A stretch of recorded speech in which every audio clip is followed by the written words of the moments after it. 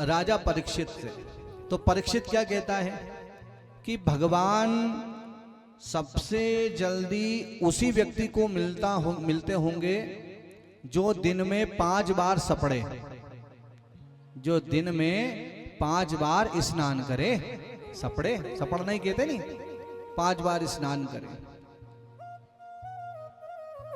तो सुखदेव स्वामी कहते हैं कि 5 बार स्नान करने से यदि भगवान मिलते होते तो ये जो जाड़े के दिन चल रहे हैं, जो ठंड के दिन चल रहे हैं, इनमें ये जो कोल भील थे ना, निषाद जो थे, केवट लोग, ये जाड़े के 4 महीने नहाते ही नहीं थे। और भगवान से स्पष्ट कह दिया था इन लोगों ने कि अस हमार प्रभु बड़ सेवकाई, ले ही न बासन बसन चुराई, हमसे नहीं बने। फिर भी भगवान मिले कि नहीं मिले? निषाद राज गुह को मिले कि नहीं मिले? राम जी सरकार उनको गले लगाया, उनको अपना मित्र बनाया। तो फिर भगवान उम्र देखता होगा, मतलब जो बुजुर्ग हो गया है, जिसके बाल पक गए हैं, बुजुर्ग आदमी को मिलूंगा। भगवान उम्र भी नहीं देखते। सुखदेव जी कहते हैं यदि भगवान उम्र देखते होते तो ये बताओ ध्रुव जी की क्या उम्र थी? 5 वर्ष का नन्हा सा ध्रुव, जिसने भगवान को प्रकट कर लिया। भगवान मिले कि नहीं मिले?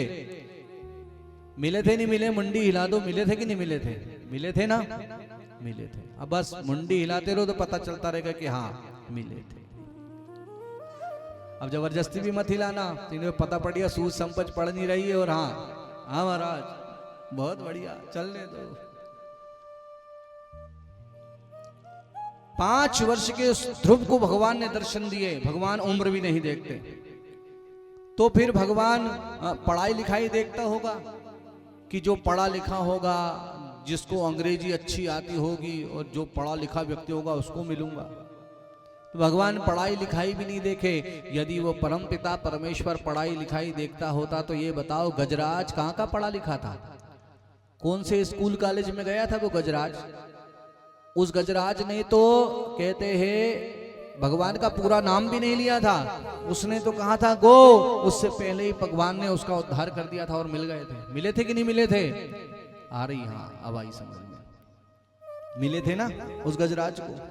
तो भगवान पढ़ाई लिखाई भी नहीं देखे। तो भगवान रूप देखता होगा कि गोरे व्यक्तियों को मिलूंगा, काले को नहीं मिलूंगा। भगवान रंग भी नहीं देखे। भगवान रूप भी नहीं देखे। यदि भगवान रूप देखता होता तो एक बात बताओ, ये कुब्जा कहाँ की रूपवती थी? वो तो कुरूपणी थी कि नहीं थी? कुरूपणी। मगर परमात्मा मिला कि नहीं मिला? मिला ना। तो फिर भगवान धन देखता होगा। करोड़पति आदमी को मिलेंगे, अपन गरीब के आदमी गरीब के यहाँ नहीं जाएंगे। यदि भगवान धन, सुखदेव जी कहते हैं भगवान धन भी नहीं देखते। भगवान यदि धन देखते होते तो सुदामा को अपना मित्र कभी नहीं बनाता। बनाया कि नहीं बनाया सुदामा को अपना मित्र? तो फिर भगवान जाति देखता होगा। ऊंची जाति के लोगों को मिलूंगा, उच्च कुल के जो लोग हैं उन्हीं को मैं मिलूंगा। भगवान जाति भी नहीं देखते। सुखदेव जी कहते हैं कि राजन, वो परमात्मा जाति नहीं देखता। यदि वो जाति देखता होता ना तो विदुर जी के घर पे जाकर के केले के छिलके नहीं खाता। विदुर जी के घर जाकर के केले के छिलके खाए किन्ने? भगवान ने। ये जैसे ही बात कही तो राजा परीक्षित कहते हैं कि प्रभु, विदुर जी के घर पर जाकर के भगवान ने केले की छिलके कैसे खाए, ये मुझे आप बताइए। तब सुखदेव जी वर्णन करते हैं कि राजन, पांडवों के साथ में कौरव जब अन्याय कर रहे थे, लाक्षागृह में जलाने का जब षड्यंत्र रचाया जा रहा था, किनको? पांडवों को।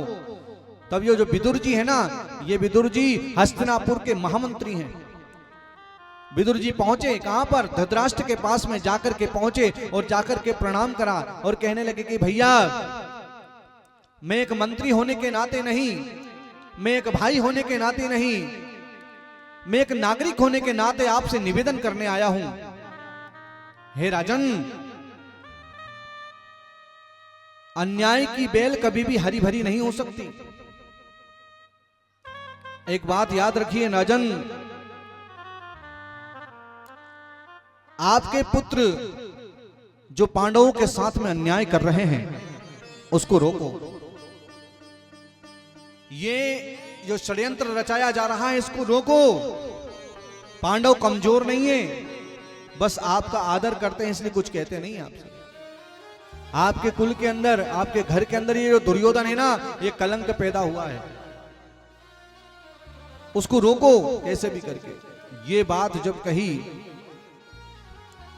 किन्ने, विदुर जी ने क्या कहा कि आप दुर्योधन की बात को मत मानो, इस दुर्योधन को आप त्याग दो। किन्ने कहा? विदुर जी ने कहा। उसी समय पर दुर्योधन आ गया और दुर्योधन कहने लगा कि क्यों रे दासी पुत्र, मेरी कृपा से तुझे इतने बड़े हस्तिनापुर राज्य का महामंत्री पद प्राप्त है और तू मेरी पीठ पीछे ही मेरे पिता को भड़काता है। चला जा यहां से।